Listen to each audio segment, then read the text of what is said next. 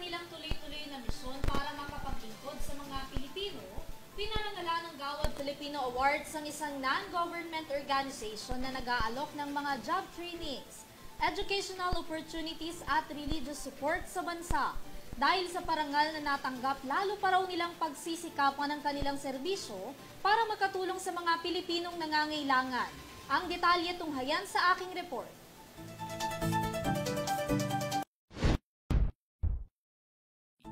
Muling binigyan ng pagkilala ng Gawad Filipino Awards, duyan ka ng magiting dangal ng bayan ang Hasmaday Foundation na isang spiritual and humanitarian organization.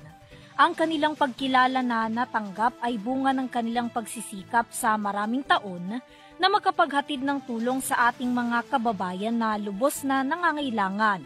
Patunay dyan ang ilang mga programa na kanilang isinasagawa sa iba't ibang panig ng bansa. Kabilang na dyan ang pagbibigay nila ng mga job trainings, educational opportunities at religious support. Sa pamamagitan din ng kanilang mga satellite offices sa iba't ibang lugar sa bansa, na isasagawa nila ang kanilang social services programs gaya ng pagbibigay ng mga pagkain, pagtulong sa mga may sakit na kailangan ng healthcare at hospitalization assistance. Ayon sa CEO President ng Hasmaday Foundation na si Ralph Jimmy Gayatin, ang kanilang organisasyon ay para talaga sa mga mahihirap at nangangailangan nating mga kababayan. Ang kanilang parangal rin daw na natanggap ay gagamitin lang inspirasyon para mas lalo pang tumulong sa mga Pilipino. Malaking bagay ito para sa lahat ng Pilipino sa bansa, lalo-lalo na dun sa mga mahihirap, mga needy, helpless na gusto kong tulungan kanila.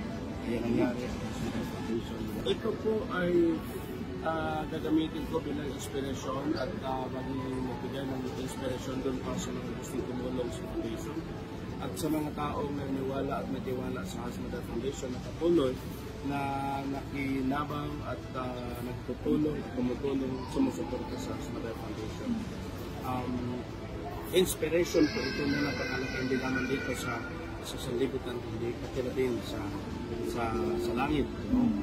Ating Ama sa Lipunan. Kasi ginawa ko lahat na ito dahil mahal ko ang mga kaibigan natin Pilipino, mahal natin yung kapwa natin Pilipino. Ang Hasmaday Foundation din daw ay isa sa mga organisasyon na nagiging katuwang ng mga Pilipino para umunlad sa kani-kanilang nais na maabot sa buhay. Ang Hasmaday Foundation ay magiging katuwang po nila sa kanilang mga pangangailangan, spiritual, material at social services. Bukod sa parangal na natanggap ng Hasmaday Foundation, tumanggap rin si Gayatin ng honorary member sa Philippine National Police Academy, kung saan isa raw sa kanyang flagship program sa Davao del Sur. Katuwang pa rin ang Hasmaday Foundation ng app na makakatulong sa mga kapulisan na agad makita o maresolba ang ilang mga insidente na nakuhaan ng mga sibilyan. Samantala sa ngayon tuloy-tuloy ang Hasmaday Foundation sa pagpapaunlad pa ng kanilang mga programa na para sa mga Pilipino sa buong bansa. Para sa URTV News, Vanessa Cleofas sumasaludo sa bawat Pilipino.